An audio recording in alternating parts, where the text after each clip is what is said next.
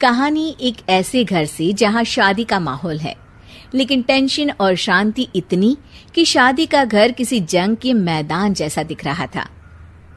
अरे जैसा मर्जी डेकोरेशन कर दो, पैसों की चिंता मत करो। इतना पैसा जब लड़के वालों को दे दिया तो फूल वालों को देने में मुझे क्या दिक्कत है? अरे धीरे बोलो ना, साफ लग रहा है कि फ्रस्ट्रेटेड हो। अरे तुम तो चुप ही रहो। एक बेटी संभाल नहीं पाई। सारा दिन मैं काम पर जाता था, सोचता था घर पर बच्चों को अच्छे से संस्कार मिल रहे होंगे, लेकिन नहीं, मैडम को तो अपनी किटी और फैशन से फुर्सत मिले तब ना।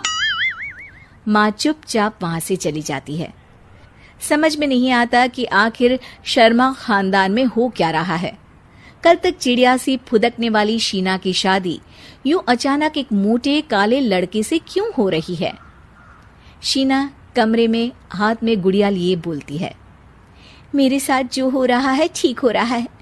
तुम तो सब जानती हो, साहिल मेरे लिए भगवान है।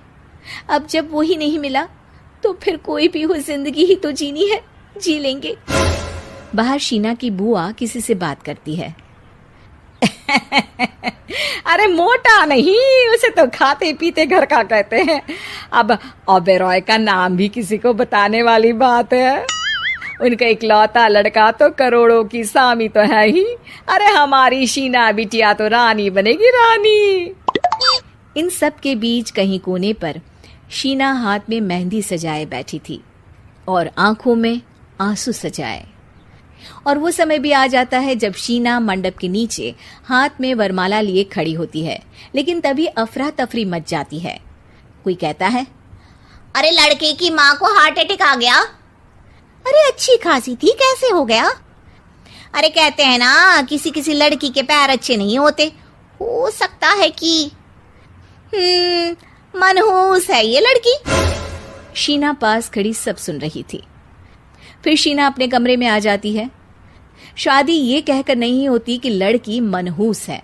अब लगातार शीना के लिए लड़के देखने आते, लेकिन आस पड़ोस या किसी के कहने पर शादी हर बार टूट जाती। लेकिन एक दिन, अंकल, मैं काफी दिनों से आपसे मिलने की कोशिश कर रहा था, लेकिन हिम्मत नहीं हो पा रही थी। अरे बेटा, हिम्मत तो हमारी टूटी पड़ी है। वैसे कौन हो तुम? मेरा नाम साहिल है अंकल। मैं शीना से प्यार करता हूँ और उसी से शादी करना चाहता हूँ। अरे अब तो किस जात के हो ये भी मायने नहीं रखता।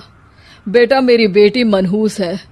ये सब कहते हैं कि इसीलिए उसकी शादी नहीं हो पा रही।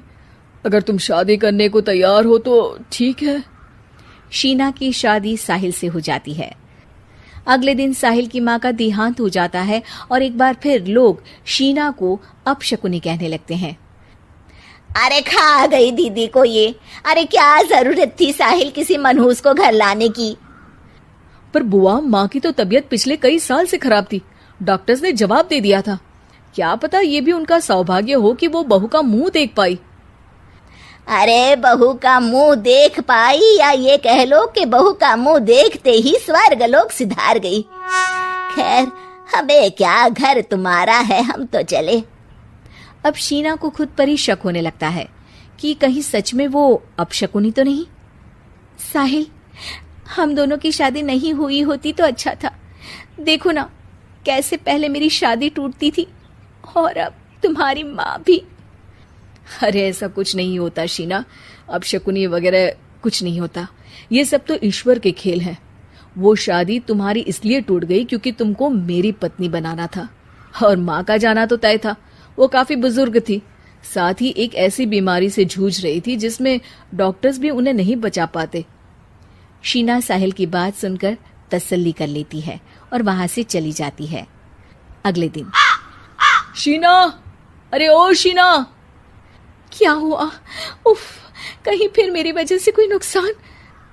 अरे नहीं नहीं शीना, तुम जानती हो, जिस प्रॉपर्टी के केस को हम बरसों से लड़ रहे थे उस पर फैसला आ गया, वो भी हमारे हक में। अब हम करोड़पति हो गए शीना। शीना शांत रहती है। अरे क्या हुआ? करोड़ पत्नी बनकर तुमको खुशी नहीं हुई? शीना की आंखों में पानी आ जाता है। चलिए जी, कुछ तो अच्छा हुआ मेरी जिंदगी में आकर आपके साथ। साहिल शीना को गले लगाकर कहता है, मेरी नई नौकरी भी तुम्हारे ही आने से लगी। ये प्रॉपर्टी का केस जीता। सब कुछ तो तुम्हारे आने के बाद ही हुआ, फिर तुम मनहूस कैसे?